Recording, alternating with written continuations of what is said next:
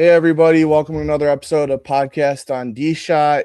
My guest today is the outgoing tennis coach at UW-Whitewater, Frank Barnes. I thought you have him on since he's ending his tenure as the head coach of the Warhawks, obviously with a lot of conference championships in your tenure.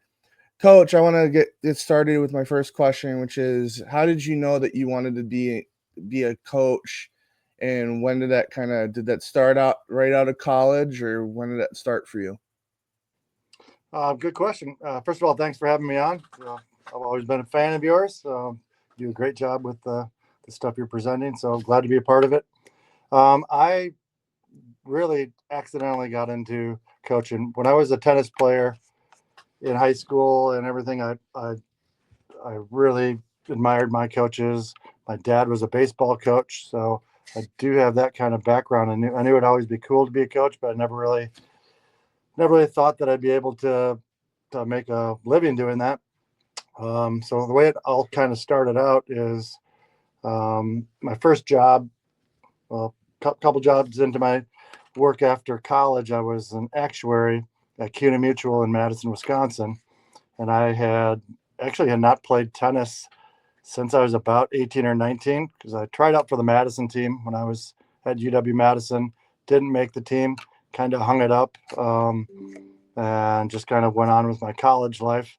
And when I was 25 years old, so it was like 7 years later, I ran into a bunch of guys that played some quality tournament level tennis in their 20s, and they talked me into joining a club. And one of the guys there was actually the Madison West high school coach. His name was Andy Behrens, and he became a good buddy of mine. He lost his assistant, and he talked me into cutting out of work at 3:30 and every day and helping him out as his assistant. And then that next fall, the girls coach at Madison West lost her assistant, so she had me do the same thing since she knew me through the program. And then that winter, all the kids kind of wanted to, stay in touch and have me coach them at their private clubs in Madison. So I did that on the side just for fun. Before I knew it, I was working 30 hours a week for fun in addition to my actuarial job. So I decided something had to give. Either I had to cut back with the hours, just do the high school coaching, or make the full time transition and quit my real job and go full time into coaching tennis. And right at that time, the Nakoma job, it's a big tennis club in Madison, opened up, and all the Madison West families were members there. So I had no business getting that kind of a high quality job, but they went to bat for me. They went to the committee and said, "Hey, hire this guy, and you won't regret it." And I ended up staying at Madison West for a while and was the coach at Nakoma, but did some winter stuff at Cherokee.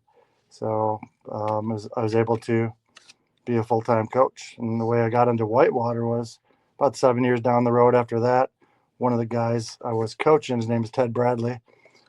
He was at Whitewater and they lost their coach. And he said, Hey, Frank, why don't you just get us through the season? And I was like, no, there's no way. I mean, the time you need me to be there would be afternoons, weekends, exactly the same time I'm busy with the club. And he just hounded me until I did it. He's like, you only got 8 weeks left. You can do it. So I just decided to do it, and I absolutely loved it. Um, and then the following semester, the UW-Whitewater women's team also lost their coach. So I hopped onto that. And then I think 2 years later, the camp job opened up. Um, so before I knew it, I on men's coach, women's coach, camps. So it did become a 100% position.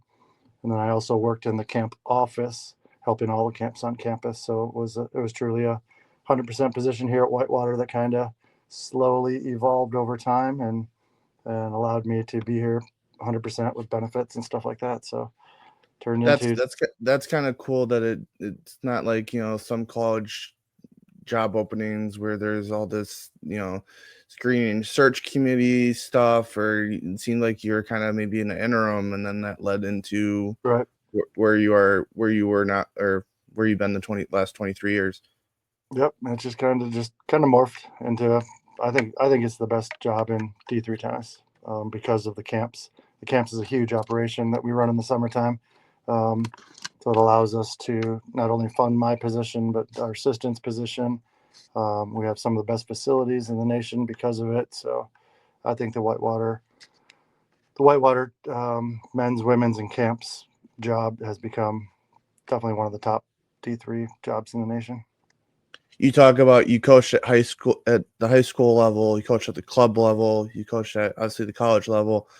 What are the similarities and differences between coaching at all those three, and how did kind of maybe coaching club and coaching at the high school level, how did that help with coaching college? Well, the club level is the real grind. You're on the court. I mean, I remember being on the court 14 hours a day for multiple years. So if you want to make a good living at it and be a, have a great commitment to the club you're at, it's a real grind. So that kind of taught me the work ethic that I need for as a high school as a college coach. And then the high school background really helped me, I think, develop the team atmosphere that you need at a college coaching position. So those two things combined. And then I think my organizational skills that I got as an actuary. Everyone calls me spreadsheet boy, but just the organizational skills I had from that was really beneficial too, because it's really about keeping an organized, consistent operation if you want to be successful. How did kind of maybe recruiting change as kind of your time at Whitewater? And obviously, is it just kind of obviously you have your Wisconsin schools that you can recruit. Obviously, you have Whitewater's able to kind of dip into the suburbs of Chicago. Obviously, you've also had players from overseas. Just kind of how did kind of Mhm. recruiting change for you as in Yeah, it over the was last? when I first took over. I would make about 200 to 300 calls a week. Um, every Wednesday night, I'd sit down and call every person that was on my list. It was kind of a routine that I did 150 boys, 150 girls from high school, and just trying to create some interest. As things evolved, I kind of turned into going to tournaments, get my face out there, state tournaments, sectionals, some USTAs in the area. Um, and then over the years, people started coming to us as we became a more respected program. That's kind of the benefit of having that, and then a huge piece from my first year to this current year has been the camps, having people on campus, seeing the facilities, meeting the coaches that play on the team here. That's huge. Most people come on campus, they're like, "Wow, I had no idea that this tennis program existed." All these great facilities you've had, fun with the players. So I think having a good solid camp program has been the biggest recruiting tool.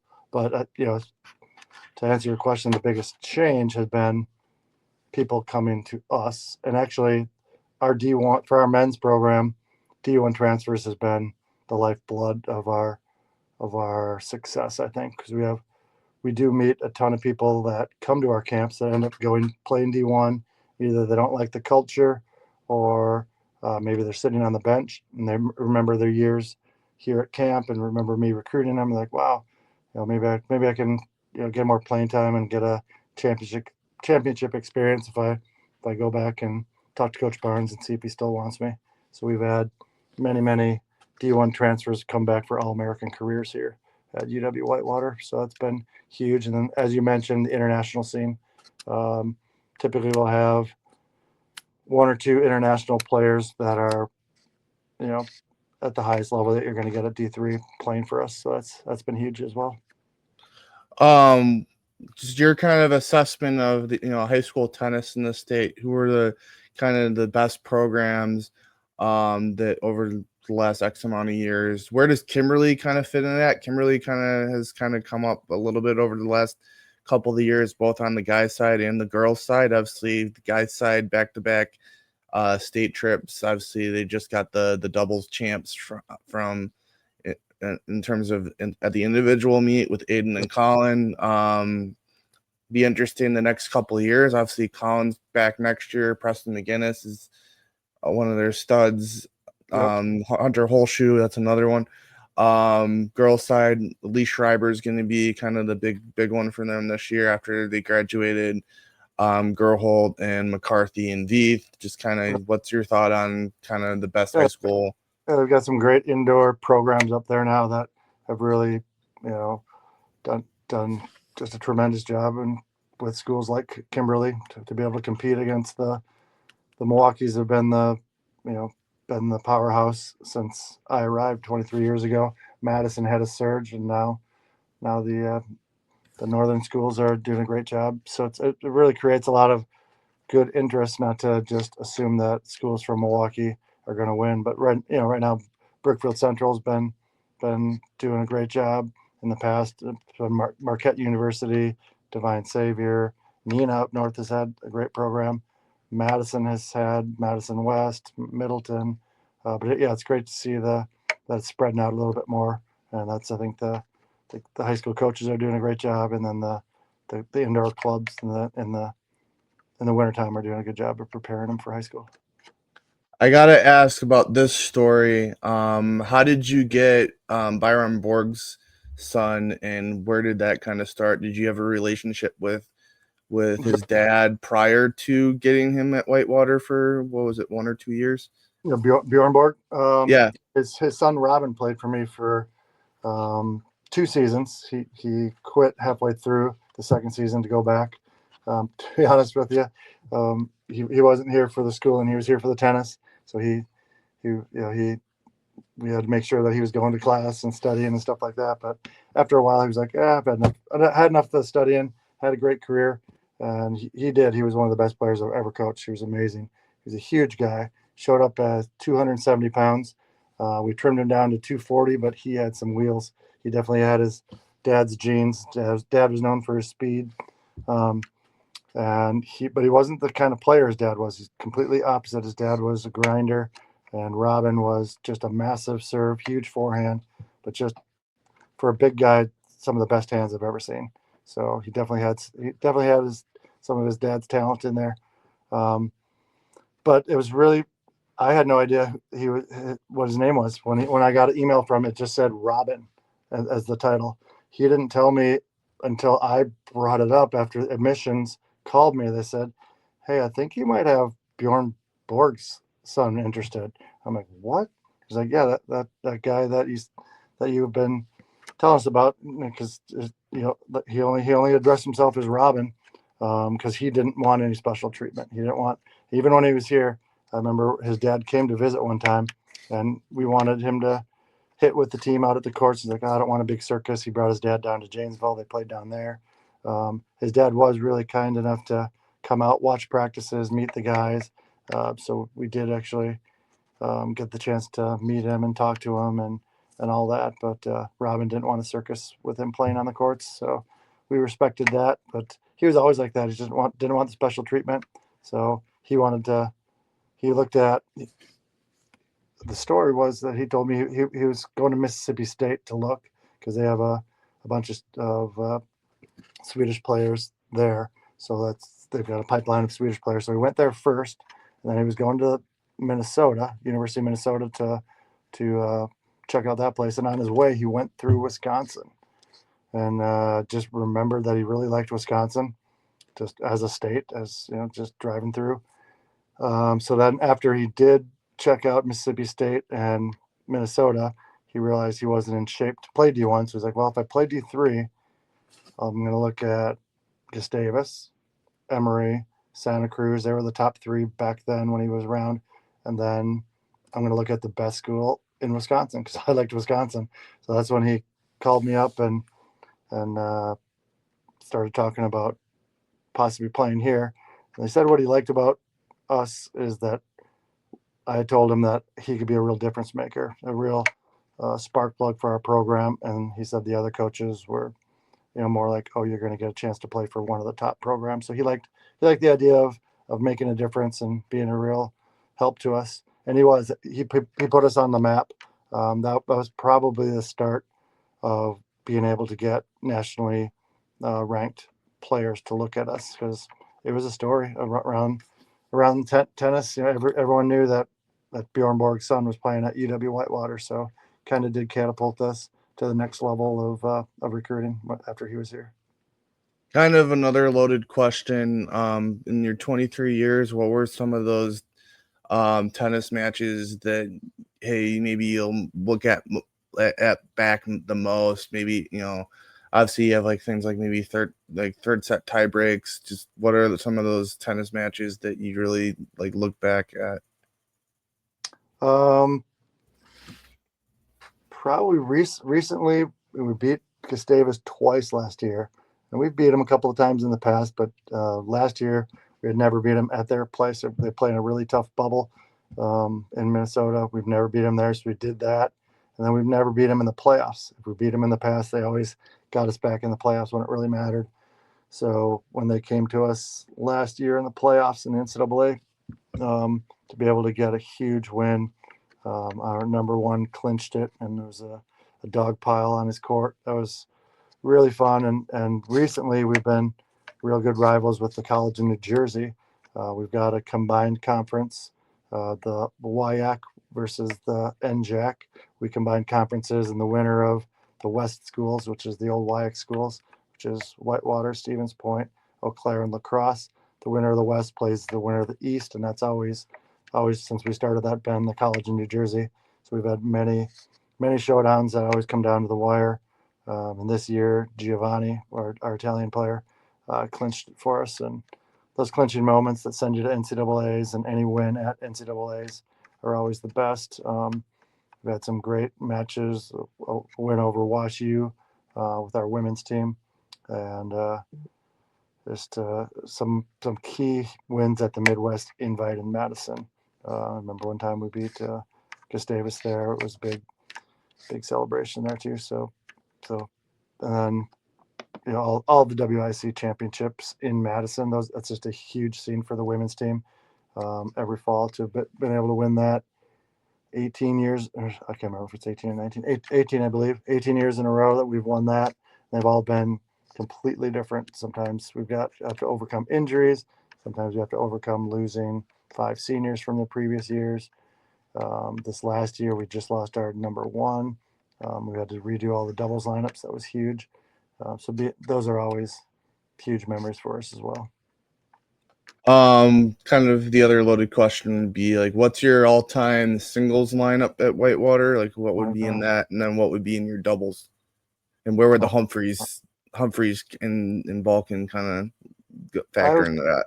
Yeah, man. I'm not going to put them in any order because obviously the Humphreys would, everyone knows Megan's the GOAT. She won 4 ITA regional championships in a row. I don't know anybody else that's ever done that at any program.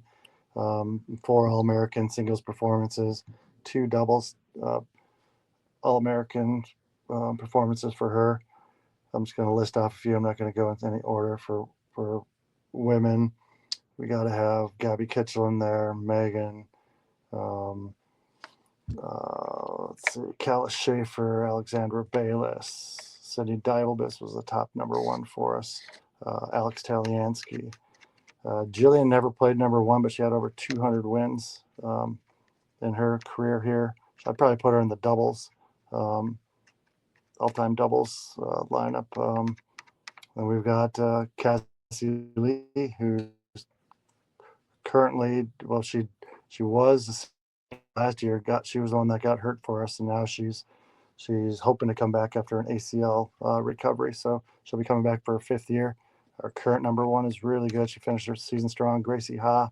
I'm sure I'm forgetting some people. It's hard to just do it off the top of my head here. And the guys, we've got the Jakes, Jake Humphrey and Jake Macy, Luke Van Donsleer, which was a great number 1 for us recently. Had a big time transfer that came in from Denver, John Zakowski. He was a state champion here. Bjorn Borg, son, Robin Borg. Byron Balkan for sure in the doubles. He won. He was All-American Performance winner with 3 different doubles. Jake Macy would be in the doubles as well. He was just a sick returner. Our current team has Theo and Ruben, which would certainly be in the doubles mix, and same with Luke Van Donsleer. So yeah, some real studs that are just popping off the top of my head. I wish I had a list in front of me because I know I'm forgetting some great players. How neat has it been to kind of see Whitewater as an athletic program? Like how that's changed since over the last 3 years, just in general, not just with tennis. It's incredible. It's so much fun. Like when Vodenlich won the baseball title recently, I was so happy for him.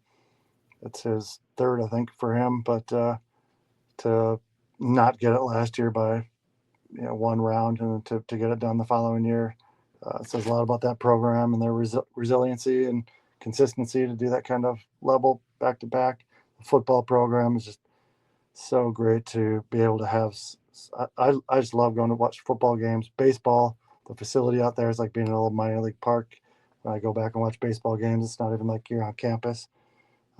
Gymnastics, such a great showing by Jen and her teams. Volleyball, national championship caliber.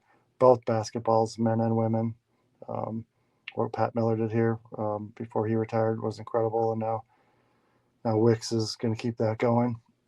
Carrie, what she's done to turn that program into, I don't think they had any even conference titles when I was here before Carrie started making her runs, and now they're winning conference titles and national Final Fours. So, and then the track and field and cross country, what they've done recently to be top 5 caliber teams has been great. I'm looking forward to basketball and volleyball the next 4 years because I kind of helped Wicks get Mikey Wilds from Kimberly. I gave him the kind of the standouts in my coverage area, and then they just kind of somehow recruited him. Saw him three times in 3 weeks. So that'll be a nice thing on the basketball side, and then I'll get to see Delaney Ward from Kakana play volleyball. So That's awesome. that would be cool. What are kind of, obviously with you kind of retiring, like what are your kind of things that you're looking to do? Like, hey, have you ever been to Wimbledon or Actually, never have been to a Grand Slam because they're always during something big as part of like I've never gone to the Australian Open because that's right when our winter season is back for training. Never been to Wimbledon because it's right during our beef of camps in the past. Um, the French Open in May is always during our spring season, and then the U.S. Open is right when we have the women back for their preseason opening. So yeah, I'd love to see any of the slams. If I had to do one, just because of the actual classicness of any of them, would be Wimbledon. If I had to go to one just as a trip, it would be the Australian Open. My daughter's actually in Paris right now, and she's going to be there next year. So maybe I can go see the French with her next year. And yeah, the U.S. Open in New York would just be thrilling. Just the atmosphere is electric. So yeah, maybe I can get them all on my bucket list. Probably do a lot more pickleball. I actually trashed pickleball as a sport for many years, so I finally tried it. Zane Navratil, he was one of my players back in I the was day. gonna say like how like obviously he's kind of nationally ranked, but Well, he was like ranked number one in the world at one point. So yeah. I started following him and appreciating what he was doing at that level, and always watching his videos and his podcasts. He's a real social media presence in pickleball. But I finally decided to try and instantly fell in love with it. Now I play like every day, but maybe more tournaments with pickleball, maybe some teaching of pickleball.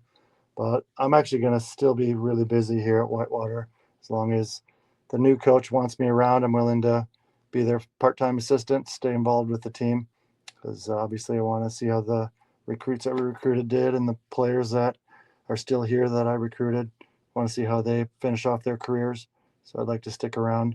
And then I also want to be part of the camp for as long as they'll let me as well. So those are things that I'm gonna. So that, I mean, even being an assistant, I'll probably be on the road every weekend with the teams. So if that pans out, I expect to be spending quite a bit of time with the Warhawks still. Pickleball is fun. I had to help with that at the Kenosha YMCA before kind of I finally got my journalism jobs figured out. But I did like a trick shot in between the legs once and ended up making it work. Little tweener. And then my funny story is me and I don't know if you remember Michael Zipsey, who was kind of a Whitewater super fan. We went one time to the Armory in Whitewater and played against a bunch of older people, and I did that, and people were like, "This is nuts." Did you get beat by a bunch of old guys? That's usually what happens in pickleball. Maybe, but I don't remember. But yeah, that was fun to do that at the YMCA in Kenosha. It's a cool sport. Remember a couple of all-timers from my lineup that I gotta make sure I remember. Some All-American doubles players. Some of my first Ben Sklar and Mitch Osborne need to be added to that list. And then Sklar as well in singles. He was just a beast. How long would you last insane in a pickleball match? I did play with him once, and he was being nice. You know, pickleball you can play it down to any level, and he proved that. But then whenever he needed to do anything special, he could just put the ball wherever he wanted to. So yeah, it was fun. It was probably the most fun I've ever had on the pickleball court because he just makes the points just so solid. What's your favorite non-tennis moment that you've seen at Whitewater? Like, I like saying Cordell's game winner in Salem for the national championship. That's one of my favorites because obviously I'm from Kenosha and he went to Bradford. Probably the first time that Lance won the national title and took away the Mount Union dominance and put Whitewater on the map. It's probably that first national title with Lance with some of it was. Did you get to go to that or? No, I was watching it on ESPN. Okay. But yeah, that was awesome. What other like bucket list items outside of tennis are you kind of aiming at? Obviously, I would figure maybe going out to Lawrence to check out one of Lance's Jayhawk games. Is that on your? Yeah, that'd be awesome. Yep, my niece just got finished with her college career there. She's a Jayhawk, and so yeah, I'd probably go out there with my brother. Probably see some more Dead shows. I'm a Grateful Dead fan, big Deadhead back in the day. I just saw some shows out in the Sphere with my daughters in the last couple of years, but getting more into that now that I got some free times. It's time for some more Grateful Dead shows. Do we know who the next tennis coach is going to be at Whitewater, or is that still going to figure out? Yeah. No, they're in the middle of the hiring process right now. They brought in a bunch for phone interviews, and now they've got the in-person interviews, and I'm sure the pool of candidates looks awesome. So whoever gets it's going to be a great addition. Yeah, no, me and Henshaw were both saying we're really hoping that it's Balkan or something like that. We'll find out. I know as much as you do. I'm kind of staying out of it because I know there's multiple people that are from Whitewater that wanted the job. So I figured it would be most appropriate if I just step back and let the system play itself out. All right, I think that's all I got, Coach. Congrats on retirement and go Warhawks. All right, thanks, D-Shot. Yep. Have a good one. All right.